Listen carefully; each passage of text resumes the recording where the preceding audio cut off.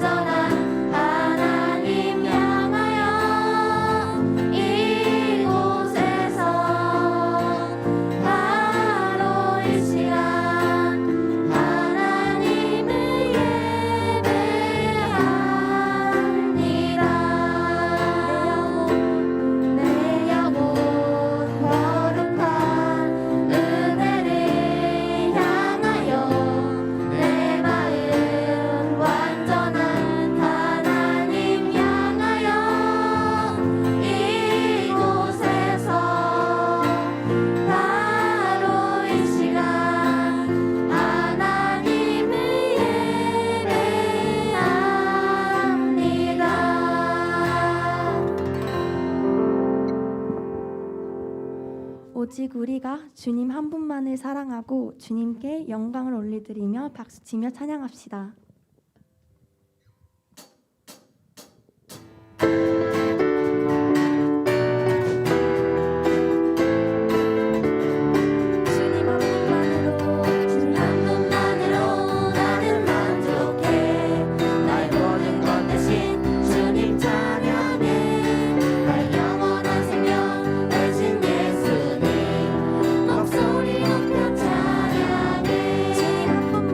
주님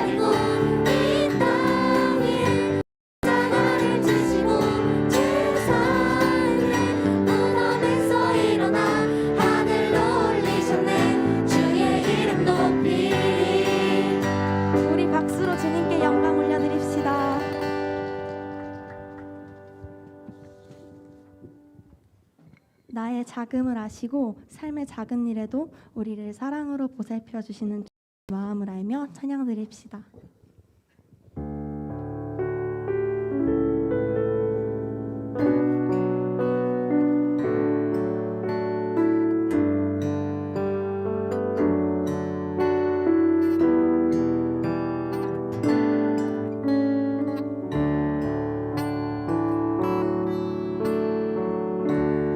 삶의 작은 일에도 그 맘을 알기 원하네.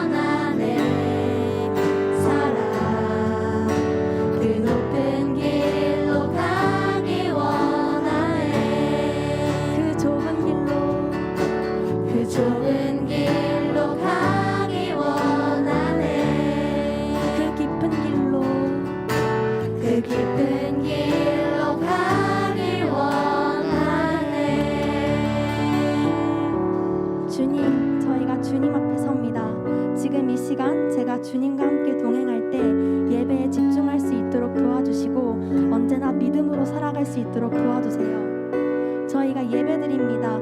이 시간 저희가 예배드릴 때 주님이 주신 말씀을 마음에 간직하고 그 말씀을 적용하며 나아갈 수 있도록 도와주세요. 또한 우리가 삶의 한 가운데서 무너질지라도 오직 믿음으로 승리할 수 있는 우리들이 되게 도와주세요.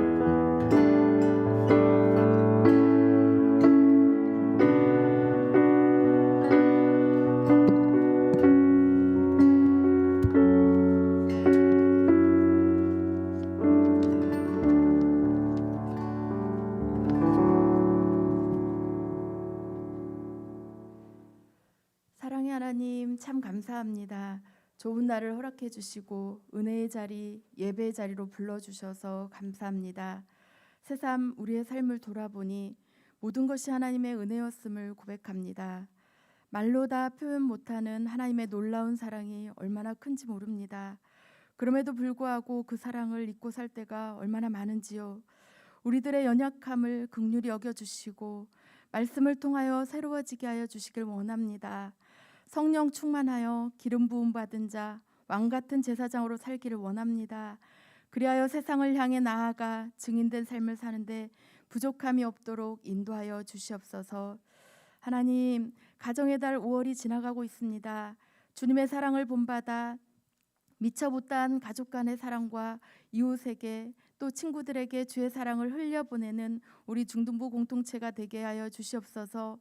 또한 장기화되는 코로나가 속히 종식되기를 원합니다. 이전에 함께 모여 하나님께 찬양하고 기도하며 말씀 집회를 통해 하나님의 임재를 뜨겁게 경험했던 수련회가 너무도 그립습니다.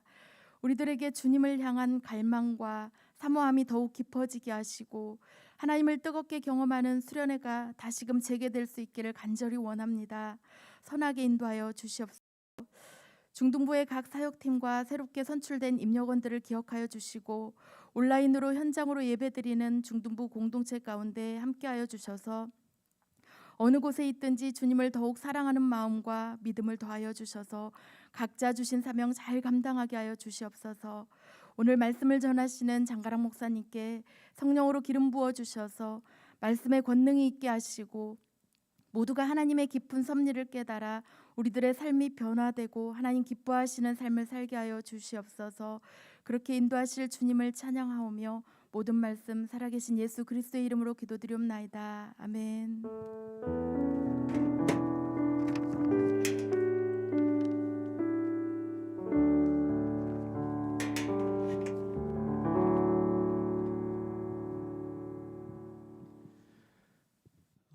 여러분 반갑습니다.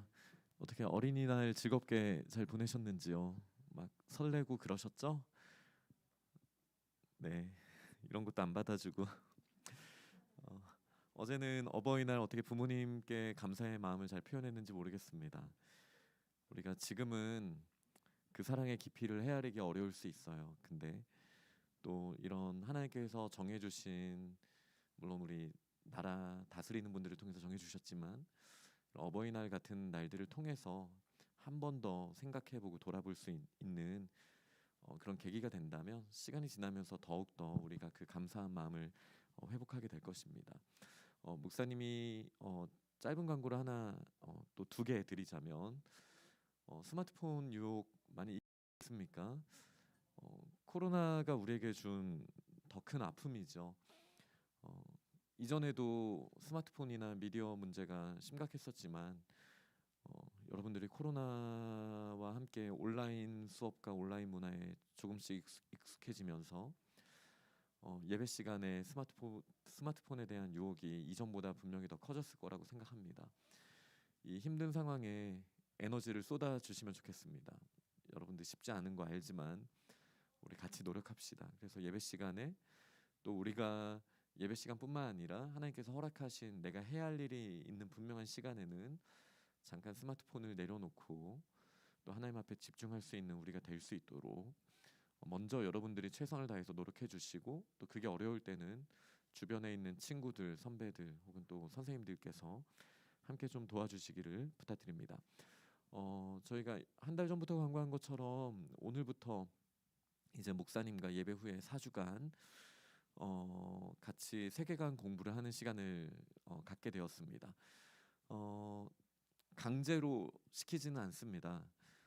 근데 또 언제 이런 기회가 있을지 모르니까 나중에 한번 들어볼 걸, 이런 아쉬움이 남지 않도록 목사님은 할까 말까 고민할 때는, 이게 명확하지 않고 할까 말까 고민될 때는 하는 게 더 낫다라고 생각하는 사람입니다. 그리고 그게 웬만하면은 맞았어요. 그러니까 혹시나 고민한다면 하는 쪽으로 선택을 한번 해보시고요. 오늘의 주제는 행복입니다. 행복. 어떻게 행복할 수 있을까? 의미, 책임, 자유, 이런 주제를 가지고 한번 우리가 같이 나눠볼 거예요. 내가 좀 행복하지 않다면 초청합니다. 꼭 남으셔서 목사님과 이런저런 이야기도 나누고, 또 11시 20분까지 하게 될 텐데 여러분들이 어떤 질문이든 질문할 수 있는 시간을 드릴게요. 제가 아마도 답을 못할 가능성도 있죠. 그러면은 또 목사님도 열심히 또 책 읽고 기도하고 준비해 와서 다음에 더 깊이 나눠드리도록 하겠습니다. 그래서 4주 동안이고요. 4주 연속하면은 제일 좋고요. 3주를 참석하면은 여러분들의 교적에 이 목사님과 함께한 프로그램을 수료한 걸로 기록이 남습니다. 이거 의미 있습니다. 그리고 2주, 1주 그냥 와서 듣는 거는 가능합니다. 하지만 수료 기록이 남지는 않습니다. 하지만 한 번이라도 하는 게 아예 안 하는 것보다 낫다 라고 꼭 말씀드리고 싶네요. 오늘부터 열리는 이 특별한 시간에 함께 하시면 좋겠습니다. 자, 그럼 오늘 저희에게 주신 하나님의 말씀을 함께 읽겠습니다. 요한계시록 11장 7절에서 13절입니다. 주보에도 있고요. 또 앞에 화면에도 있습니다. 화면 글씨가 너무 작다면 주보에 있는 글씨를 읽으셔도 좋겠습니다. 또 성경을 찾으면 가장 좋고요. 7절부터 13절까지 함께 읽겠습니다. 그들이 그 증언을 마칠 때 무적행으로부터 올라오는 짐승이 그들과 더불어 전쟁을 일으켜 그들을 이기고 그들을 죽일 터인즉 그들의 시체가 큰 성 길에 있으리니 그 성은 영적으로 하면 소돔이라고도 하고 애굽이라고도 하니 곧 그들의 주께서 십자가에 못 박히신 곳이라. 백성들과 족속과 방언과 나라 중에서 사람들이 그 시체를 사흘 반 동안을 보며 무덤에 장사하지 못하게 하리로다. 이 두 선지자가 땅에 사는 자들을 괴롭게 한 고로 땅에 사는 자들이 그들의 죽음을 즐거워하고 기뻐하여 서로 예물을 보내리라 하더라. 3일 반 후에 하나님께로부터 생기가 그들 속에 들어가매 그들이 발로 일어서니 구경하는 자들이 크게 두려워하더라. 하늘로부터 큰 음성이 있어 이리로 올라오라 함을 그들이 듣고 구름을 타고 하늘로 올라가니 그들의 원수들도 구경하더라. 그때 큰 지진이 나서 성 10분의 1이 무너지고 지진에 죽은 사람이 7천이라. 그 남은 자들이 두려워하여 영광을 하늘의 하나님께 돌리더라. 아멘. 네, 오늘도 두 증인이라는 제목으로 두 번째 이 요한계시록 11장 말씀의 두 번째 말씀을 함께 나누도록 하겠습니다. 지난주 말씀이 얼핏 기억이 날지 모르겠는데 이 1260일을 짓밟히고, 또 사실 42달이라고 표현되어 있었죠. 또 42달을 권능을 가지고 이 땅에서 놀라운 능력을 펼쳤던 이 두 사람의 기억나십니까? 이 두 증인이 기억나십니까? 사실 이 두 증인이라는 말은 꼭 두 명을 말하는 게 아니라고 했죠. 왕, 제사장, 증인. 이 두 증인이란 말에 메시아, 기름 부음 받은 자, 다시 말해 하늘에서 성령님이 이 땅에 심을 받고 임하셔서 기름을 부으시는 우리 교회를 의미하는 거예요. 그러니까 두 명도 아니고, 그렇다고 해서 왕, 제사장, 증인이라고 해서 세 명도 아니고, 적어도 두세 사람이 예수 그리스도의 이름으로 모이는 우리 교회를 의미합니다. 그리고 우리 각 사람, 건물이 아니라 우리 각 사람이 교회죠. 그리스도의 이름으로 모였을 때. 근데 절반은 짓밟히는 모습 기억나시나요? 그 성전의 마당은 짓밟혔으나 성소는 측량되어서 보호되는 모습. 절반은 그렇게 끔찍한 시간을 보내는 것 같지만 절반은 능력으로 사는 모습. 근데 이 두 증인의 능력이 어디에 있었습니까? 공통점을 한번 찾아봐야 돼요. 입에서 불이 나왔습니다. 입에서 예언을 할 때 하늘의 비가 멈췄습니다. 그리고 오늘 본문은 이렇게 말하죠. 7절을 보면은 그들이 그 증언을 마칠 때, 그러니까 이 교회의 능력은 입술에 있습니다. 입에서 막 불이 나와요. 우리가 무슨 용도 아니고 막 입에서 막 불이 나옵니다. 이제 좀 요한계시록에 조금 익숙해지셨죠? 이 시각화하는 게 고지곳대로 우리가 문자적으로 받아들여서는 안 되죠. 우리 교회에서 어떻게 입에서 불이 나오겠습니까? 그게 아니라 그만큼 능력이 있다라는 거예요. 입에 능력이 있다라는 거예요. 그리고 입에서 예언을 할 때 하늘이 닫힙니다. 비가 내리지 않아요. 그리고 뭐 우박이 떨어지고 불이 떨어지고 놀라운 일들이 우리가 입에서 예언을 할 때 일어납니다. 그리고 오늘 7절에 읽은 것처럼 그 증언을 마칠 때라고 했으니까 이전까지 나타났던 모든 능력은 우리 입술에 있다라는 거예요. 우리가 우리의 말의 힘을 가볍게 여길 수 있어요. 근데 이 말이라는 게 장난이 아닙니다. 엄청납니다. 말을 목사님이 한 3가지로 나눠서 생각해 볼게요. 한번 잘 들어보세요. 보통 말이라고 하면은 우리의 이 음성을 내는 기관들이 있죠. 뭐 목도 있고 혀도 있고 입청장도 있고 공기가 있고 이렇게 해서 우리가 말을 하게, 그죠? 그것도 말이에요. 밖으로 드러나게 되는 거. 글도 말이라고 할 수 있겠죠. 이것만 말이라고 생각하면 안 돼요. 저도 예전에는 이해를 못했었어요. 예전에 지금은 제가 잘 못 그러는데 원어로 성경을 자주 보던 때가 있었어요. 공부를 해야 돼서. 그때 조금 이해가 안 됐던 게 분명히 히브리어로는 말하다인데 번역이 생각하다로 되어 있는 거예요. 생각하다. 이게 바요메르라는 표현인데 이게 어떤 구절에서는 말하다가 되고 어떤 구절에서는 생각하다예요. 근데 이제 지금 조던 피터슨 책을 좀 많이 읽고 목사님 좀 더 그 말이 이제 와닿게 됐어요. 이 말하다라는 거의 두 번째 의미는 생각하다라고 연결해도 충분하겠어요. 여러분 생각하는 게 뭡니까? 속에서 말하는 거 아닙니까? 이거를 이제 조던 피터슨 식으로 말하면은 이제 대화하는 거라고까지 말을 해야 되기는 해요.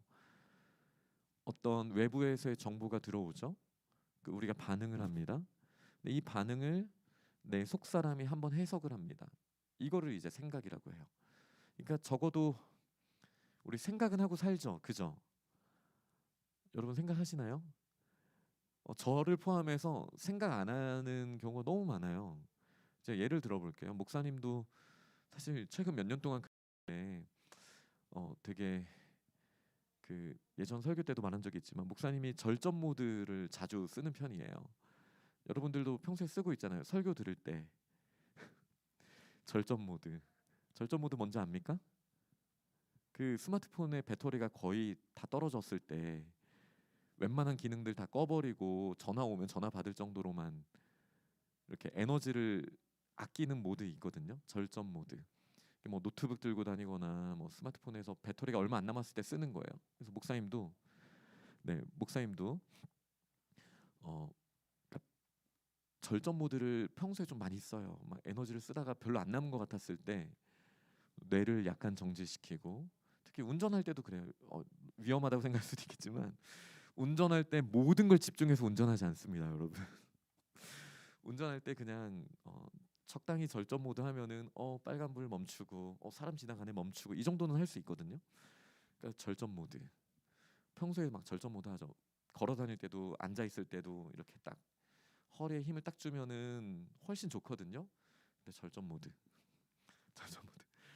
평소에 표정도 웃어주려면 에너지를 웃어주는 게 아니죠. 세상을 향해 웃어주는 게 아니죠. 웃으려면 에너지가 필요한데 절전 모드.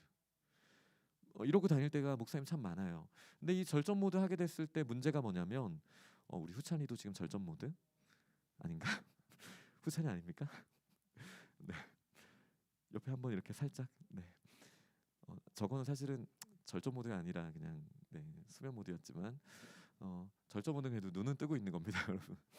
그 절전 모드를 하게 됐을 때 문제가 뭐냐면 생각을 안 해요.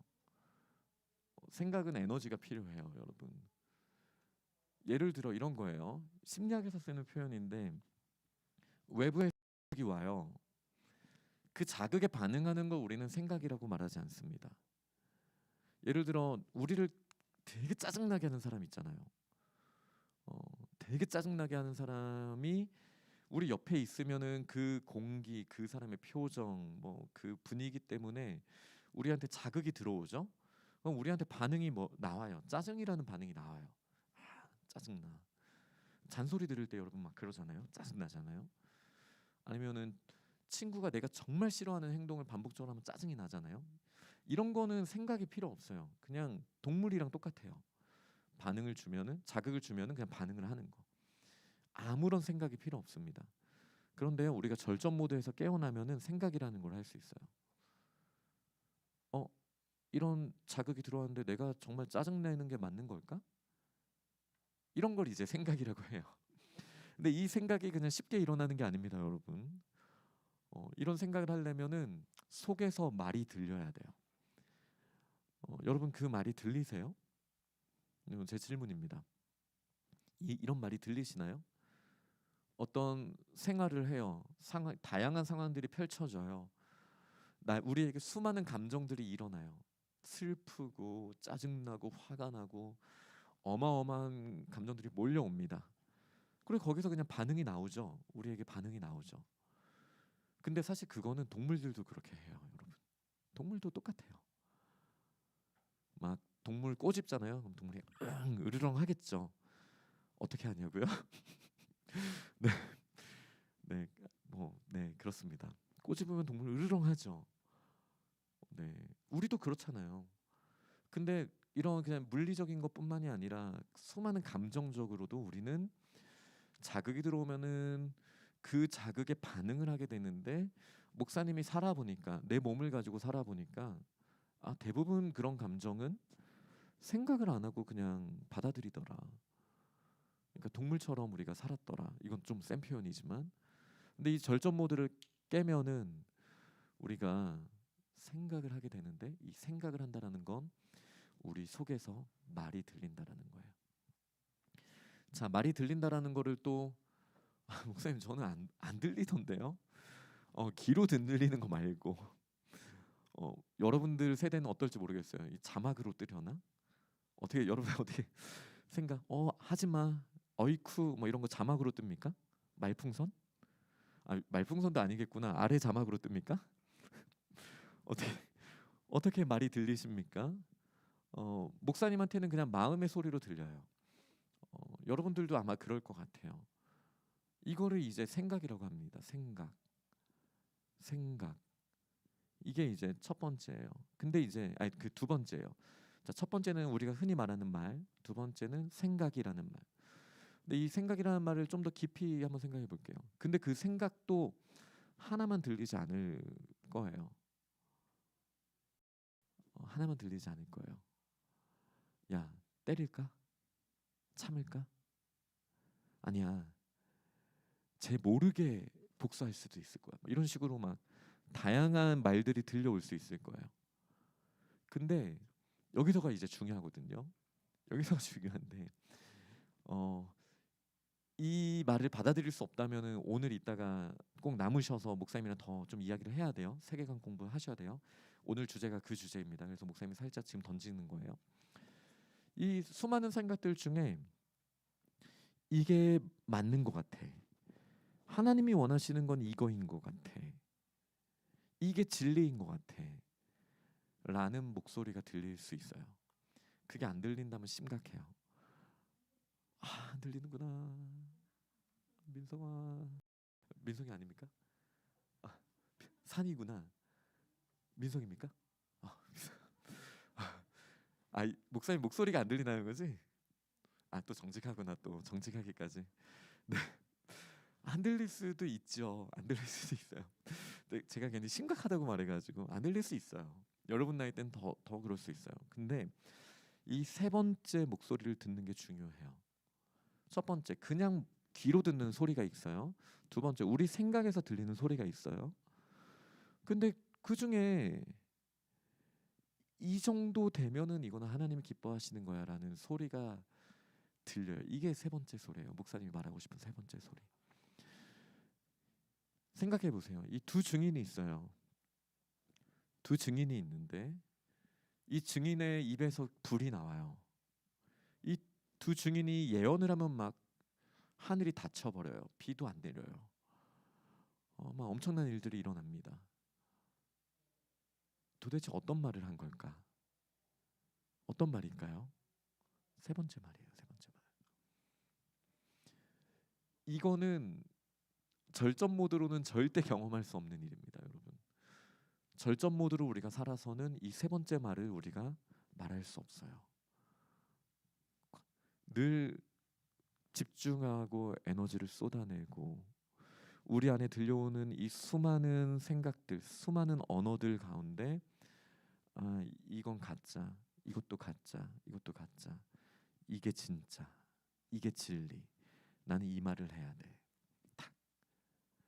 그게 이제 두 증인의 능력이에요. 왜 교회가 능력이 없습니까? 진리를 말하지 않아서요. 진리가 뭡니까? 어렵죠.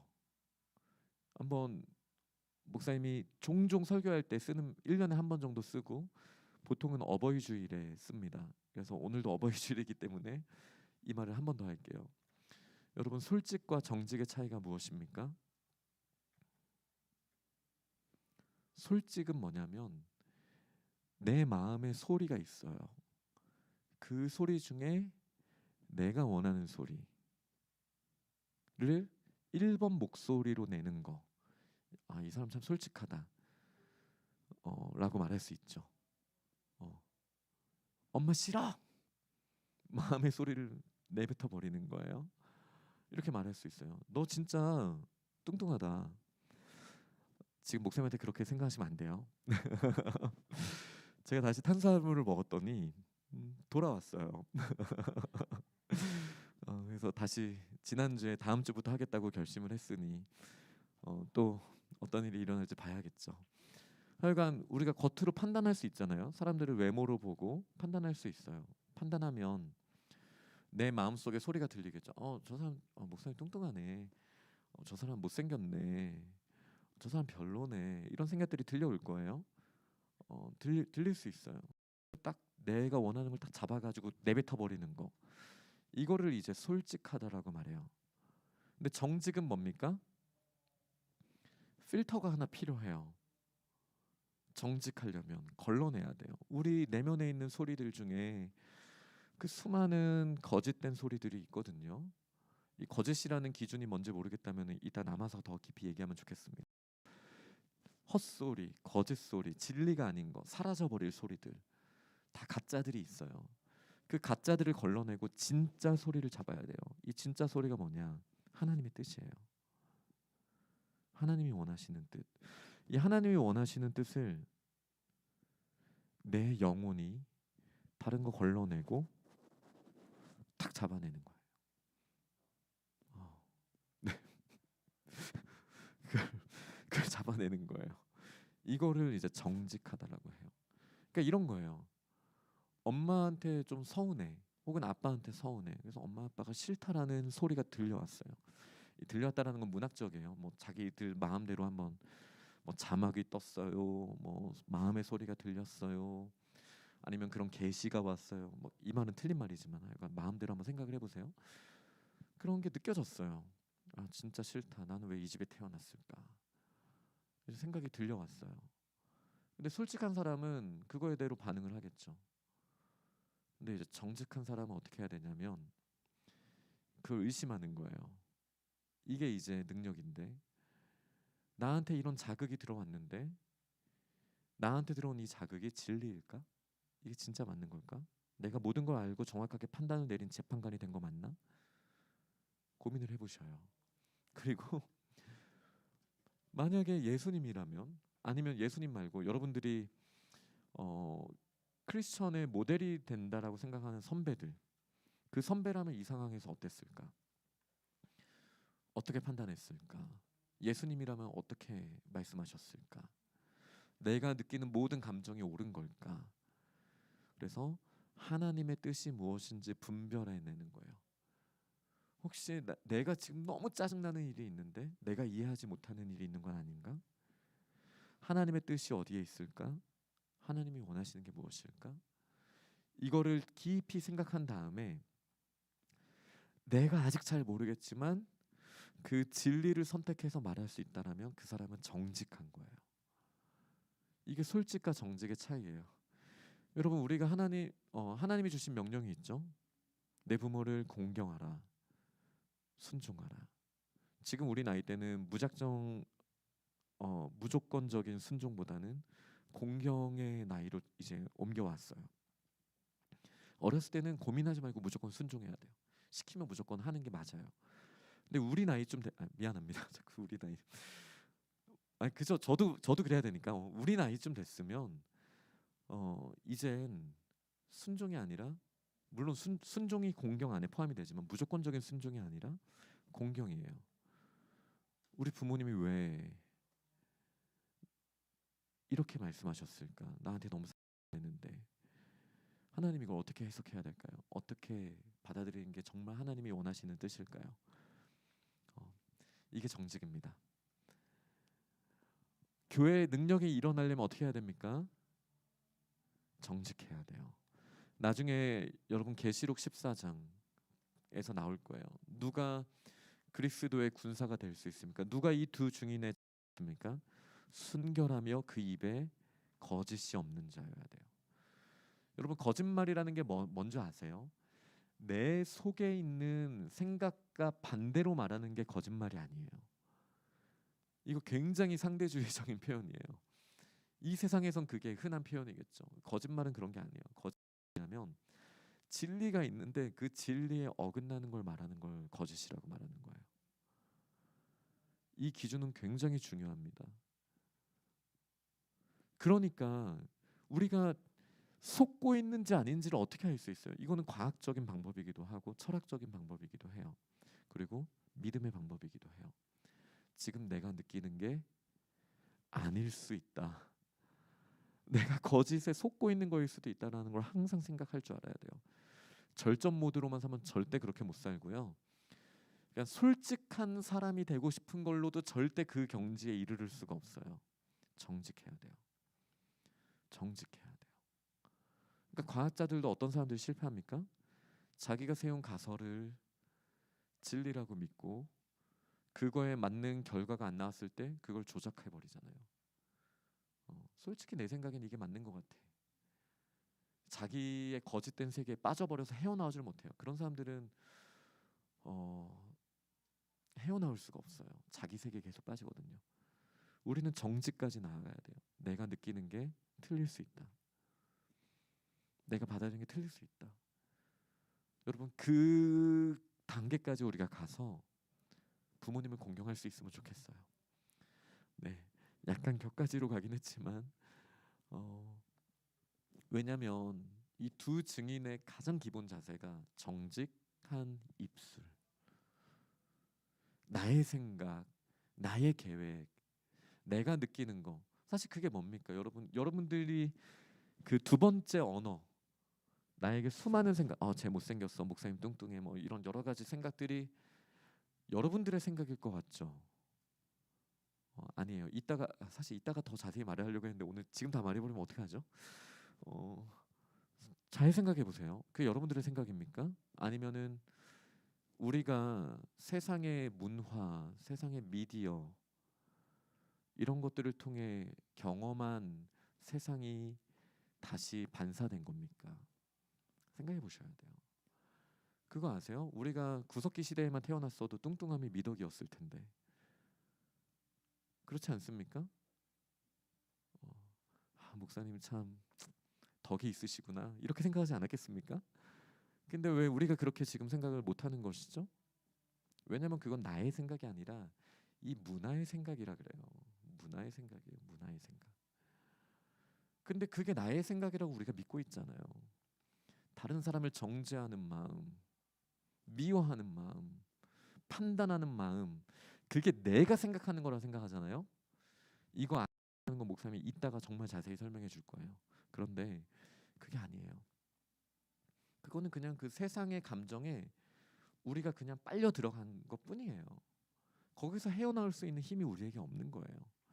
그러니까 그냥 쉽게 미워하고 쉽게 슬퍼하고 쉽게 분노하고 짜증내고 이 감정을 먼저 의심해 보세요. 거기서부터 시작해야 돼요. 그리고 돌이키면 돼요. 돌이키면 돼요.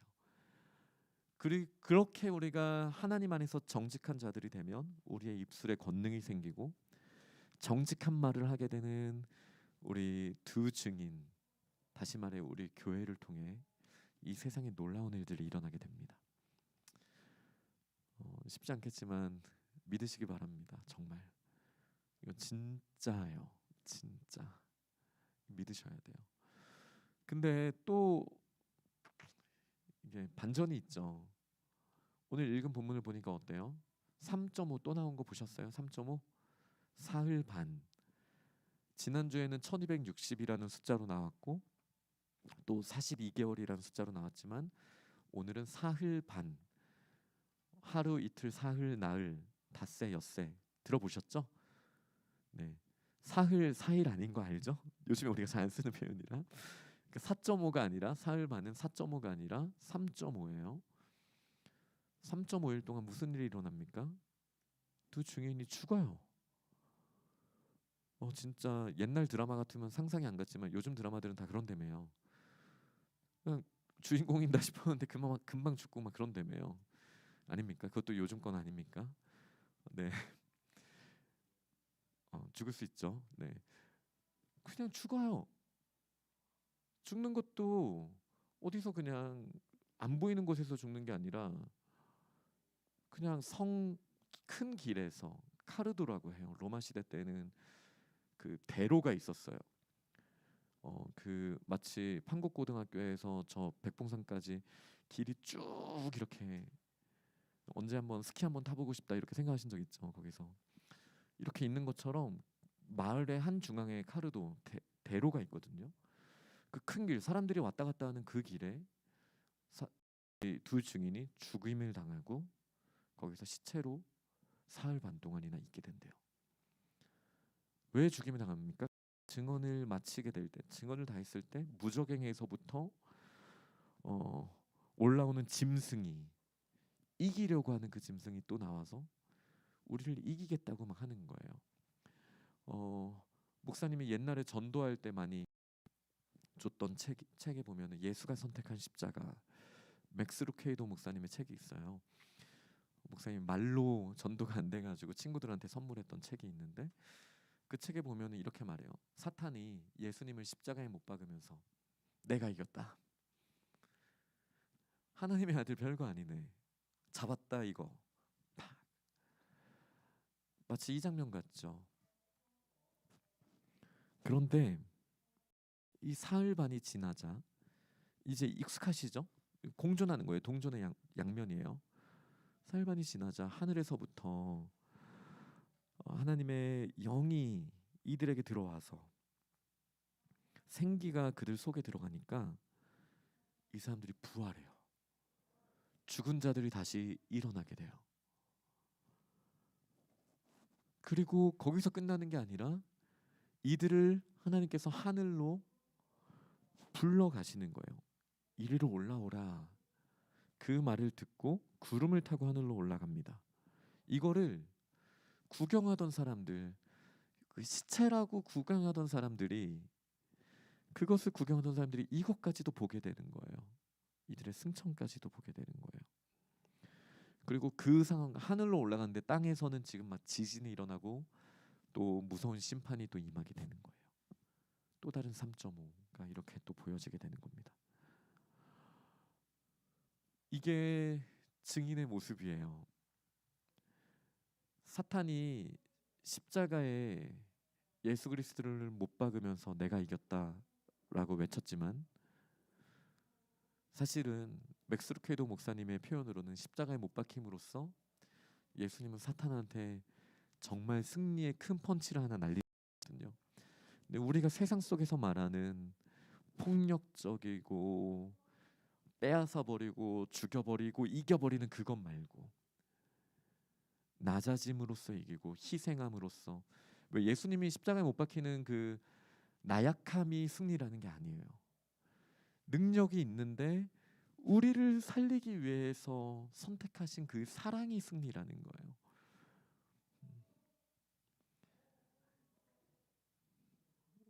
야, 사랑이 승리인 게 그렇게 웃깁니까? 말씀이죠. 민성아, 좀 정직 해보자 한번. 우리 마음에 수많은 소리가 들려올 때 지금 여러분들에게 들려야 되는 소리는 이 소리입니다. 지금 그 소리를 붙잡아야 돼요. 그게 정직입니다, 여러분. 다시 3.5 동안 우리가 짓밟히는 것 같아요. 그 성전 바깥마당에 짓밟히고 있어요. 근데 마치 죽은 것 같은 세상의 모습으로는, 거짓에 대해서는, 그 세상의 이김과 경쟁에 대해서는 죽은 것 같은 모습인데 하나님의 영이 임하시니까 이게 순차적으로 보시면 이해가 안 돼요. 이게 동전의 양면이에요. 그냥 또 다른 카메라 앵글이라고 보시면 돼요. 겉보기에는 이 거짓된 세상에서 지는 것 같고 죽는 것 같은데 다른 카메라로 보니까 사실 살아나는 거예요. 어떤 이미지가 좋을까? 저는 노아 할아버지를 한번 생각해 보세요. 그러니까 오늘의 표현으로 목사님 각색해 볼게요. 네, 노아 할아버지가 42개월 동안, 이거 오늘의 표현이에요. 진짜 아니에요. 42개월 동안 방주를 지을 때 마치 소돔과 고모라 혹은 애굽 땅이라고 하는 곳에서 죽임 당한 것 같은 조롱과 놀림을 당했을 거예요. 아, 쟤 뭐하냐? 저게 뭐야? 근데 비가 오는 순간 사람들이 알게 됐죠. 사실은 카메라에 다른 면이 있었던 거예요. 그게 죽은 것 같은 모습이었는데 알고 봤더니 그게 진짜 이기는 모습, 진짜 생명의 모습이었던 거예요. 애매하겠지만 목사님이 이 본문을 이렇게 표현하고 싶어요. 우리한테 두 번째, 세 번째 목소리가 계속 들려오면 좋겠어요. 사실 우리가 아직 큐티를 하지 않았다면 세 번째 목소리가 들리기 어려워요. 하지만 감사하게도 우리 하나님은 악인에게도 비를 내리시고 태양을 비춰주신다고 하셨거든요. 그러니까 보편적인 양심은 모든 인간에게 주셨어요. 물론 돌연변이는 있을 수 있지만 우리 내면에 목소리가 들릴 거예요. 두 번째 목소리, 세 번째 목소리가 들릴 텐데 여러분들에게 그림이 그려질 겁니다. 내가 두 번째 목소리를 선택하면은 그래도 세상에서 무시당하진 않을 것 같아. 친구가 난 노래 때 주먹 한번 날리면 될 것 같아. 뭐 여러 가지 두 번째 목소리가 들려올 거예요. 세상이 포장한 문화가 있기 때문에 그 목소리가 내 생각이라고 들릴 거예요. 그런데 그때 한편에서 또 다른 목소리가 들려와요. 그 목소리를 통해서 아니야, 지금은 예수님이 십자가에 못 박히셨던 것처럼 이 세상의 순리를 따라갈 때가 아니라 진리를 선택해야 돼.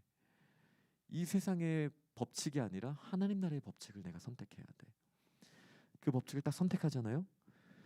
노아가 비가 안 올 때 방주를 짓는 그 선택을 하잖아요. 사람들이 비웃습니다. 조롱합니다. 고통스러운 감정을 느낄 수도 있어요. 그런데 또 다른 카메라로 보면은 그게 진정한 승리고 살리는 길이에요. 다른 사람들도 살리고 우리를 살리는 길이에요. 거짓은 힘이 없어요. 거짓은 잠깐이에요. 여러분, 거짓된 사랑으로 이 세상의 가짜 사랑이 때론 쾌감을 준다고 생각할 수 있죠. 다 가짜입니다. 진짜 하나님의 법칙 안에 있지 않은 사랑은 정말 다 가짜입니다. 허무해질 뿐이에요. 말씀을 마무리하도록 하겠습니다. 용기 내세요. 우리 안에 세상이 주는 목소리가 생각으로 들려올 수도 있어요. 그리고 하나님 나라, 하나님의 영이 우리에게 주시는 그 성령의 탄식하심, 안타까워하시는 그 목소리가 우리한테 들릴 수 있어요. 이게 사도 바울이 말한 육체의 소욕, 그 다음에 성령의 소욕, 예전 성경으로는 그렇게 표현을 했었죠. 그렇게도 우리가 말할 수 있겠죠. 여러분 어떤 선택을 하실 것입니까? 정직한 자는 주의 얼굴을 볼 것입니다. 정직한 자는 반드시 그가 사흘 반 동안 땅바닥에 팽개쳐져 있을지라도 하나님의 영이 임하셔서 그를 반드시 세워주실 것입니다. 아니 하늘로 이리 올라오라 말씀해 주실 것입니다. 근데 솔직하기만 해서는 안 돼요. 나에게 들어오는 감정을 너무 믿지 마세요. 절대 행복해질 수 없어요. 절대. 그리고 이 일이 어떤 유익이 있습니까? 어떤 유익이 있습니까? 지난 9장에서 봤죠. 나팔 재앙이 임하였을 때 정말 끔찍한 일들이 있었지만 도둑질하고 음란을 하고 복술 이런 것으로부터 살인하고 사람들이 회개하지 않았어요. 기억나십니까? 하나님의 재앙이 임하는 걸로는 사람들이 회개하지 않아요. 그런데 오늘 본문을 보니까 두 증인이 죽었다가 살아나고 하나님께서 그들을 통해 영광 받으시는 것을 본 후에 많은 사람들이 하나님께 비로소 영광을 돌리게 되었어요. 이게 하나님의 나라가 임하는 방식이에요. 저 어렸을 때 그런 생각 많이 했거든요. 하나님 진짜 나쁜 짓 하는 사람들 다 잡아다가 이닥 기억나십니까? 반드시 죽일지라. 그 뭐 훔쳐 죽여라 이닥. 이게 아수르의 법이거든요. 목사님 그 친구랑 그 얘기했던 거 아직도 기억나요. 저 그런 사람이었어요. 진짜 세상에 나쁜 사람들 있잖아. 도둑질하고 막 성범죄 바로 죽여야 돼. 저 이렇게 말했었던 사람이거든요. 근데 성경을 보니까 어떤 죄악이 어떤 심판이 일어나도 사람들은 바뀌지 않는데요. 근데 어떻게 바뀌는가? 진실한 말을 그 입에 담은 왕 같은 제사장인 증인들이 때로는 짓밟히는 것 같고 거짓된 세상에서 진리를 선택할 때 죽임바 당한 것 같은 모습이 보일지라도 하나님께서 반드시 진리가 승리하기 때문에 그들은 반드시 살아나고 승천하게 되거든요. 이 말로 이 세상에서 망한 것 같고 모든 걸 망친 것 같지만 진리를 붙잡는 사람은 결국은 승리하게 되거든요. 하나님이 그 길을 열어주시거든요.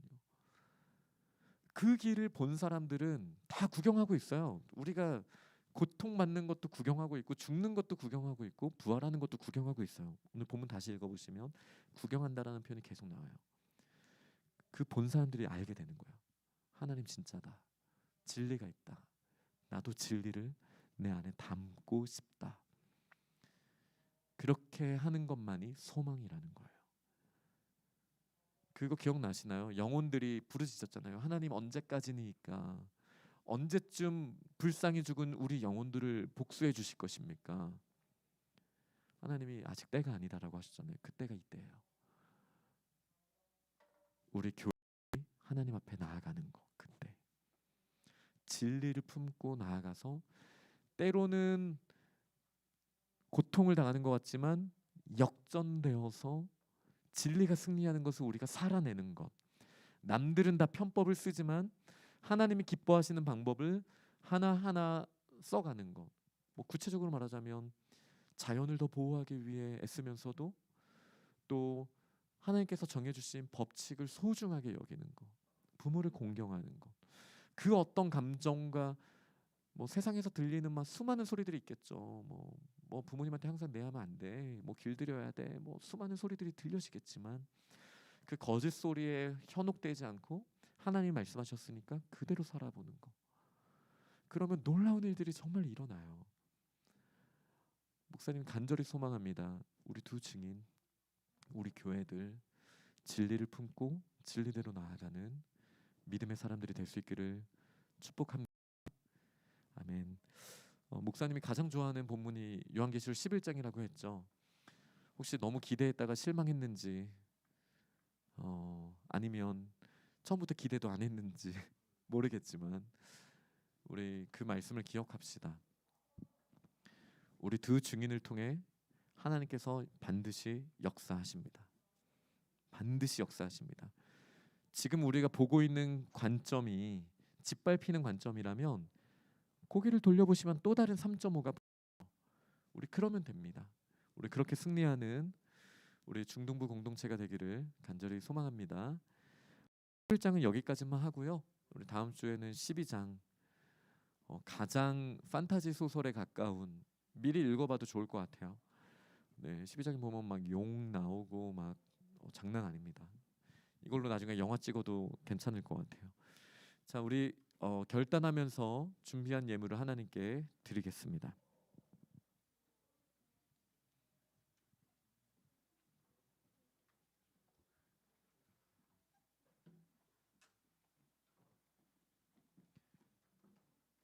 그리고 예배가 마치면 우리 선생님들 잠깐 얼굴 보신 다음에 기독교 세계관 같이 나눌 친구들은 이쪽 자리로 같이 앉으면 좋을 것 같아요. 여기는 우리가 방송 장비를 정리를 해야 되니까 이쪽 자리로 같이 앉아서 함께 나누도록 하겠습니다.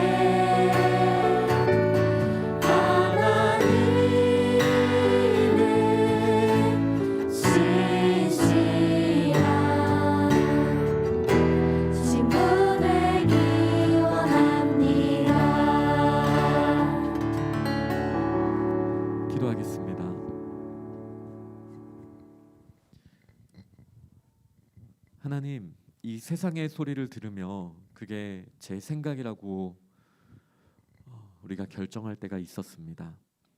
세상에서 당연하다라고 하는 문화의 안경을 끼고 판단하며 불평하고 불행을 마음껏 그 억눌림에 짓눌려 있었던 과거를 합니다. 하지만 하나님, 요한계시록을 통해 진짜 세상을 저희에게 보여주셨는데 우리에게서 거짓된 세상을 제거하시고 진리를 우리 마음에 품게 하셨는데, 이 세 번째 목소리, 진짜 하나님의 뜻, 그 뜻을 발견하고 용기를 내어 정직하게 입술을 열어 그 진짜 뜻을 나의 영혼이 선택하고 나의 영혼이 그 뜻을 노래하며, 때로는 그것이 입에서 불이 나온 것 같은 능력과 예언을 통하여 하늘의 문을 닫기도 하고 열기도 하는 그 놀라운 능력으로 진리가 힘있음을 우리의 삶을 통해 나타내시기를 원합니다. 때로는 사흘 반 죽은 것처럼 세상의 조롱거리가 되고 마치 십자가에 못 박히신 예수 그리스도의 모습처럼 나약하고 힘없는 모습처럼 비춰질지라도 진실의 볼로 봤을 때 우리의 모습이 얼마나 능력 있고 또 그 부활과 승천에 그 하나님께 영광 돌릴 수 있는 유일한 길, 그 진리에 붙잡힌 길을 우리가 선택할 때 얼마나 놀라운 주님의 능력이 권능이 우리에게 임하게 될지 알게 되었습니다. 하나님, 그렇게 우리가 진실함을 사모하게 하시고 정직함을 바라보게 하셔서 우리의 매일의 삶이 두 증인의 삶이 될 수 있도록 주님께서 역사하여 주옵소서. 이 시간 드린 예물 주님 기뻐 받으시고 우리의 마음도 기뻐 받으시고 주의 나라를 위해 사용하여 주옵소서. 우리 주 예수 그리스도의 은혜와 아버지 하나님의 사랑과 성령님의 교통하심이 두 증인의 삶을 살기를 결단하는, 그렇게 정직한 삶을 결단하는 이 자리에 있는 모든 하나님의 사람들과 우리 중등부 공동체 위에 영원토록 함께 있을지어다. 아멘.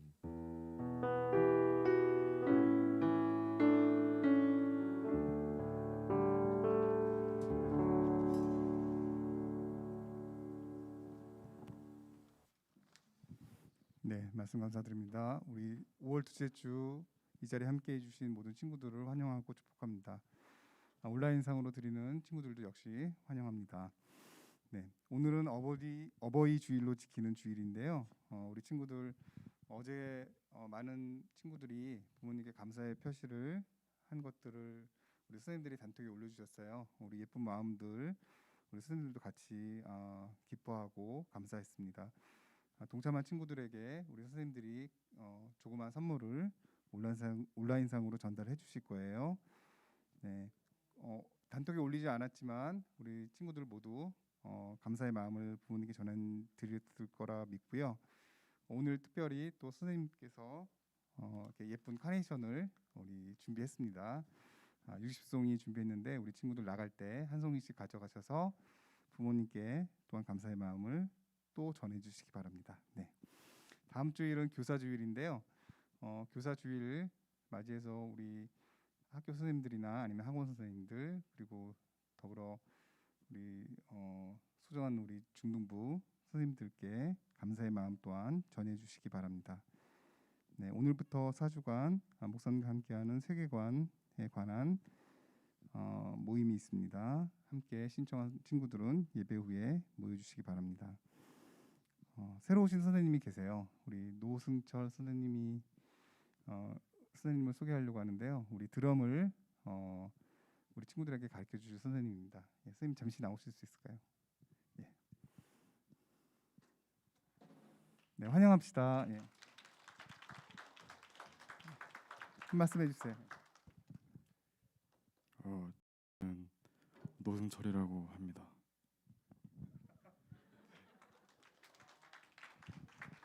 네, 감사합니다. 우리 선생님이 격주로 나오셔서 우리 친구들에게 드럼을 가르쳐 주실 겁니다.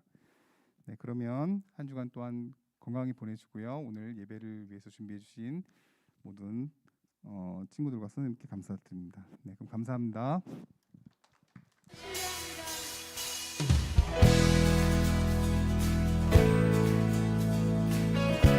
주님이 우리의 믿음의 반석이 되십니다.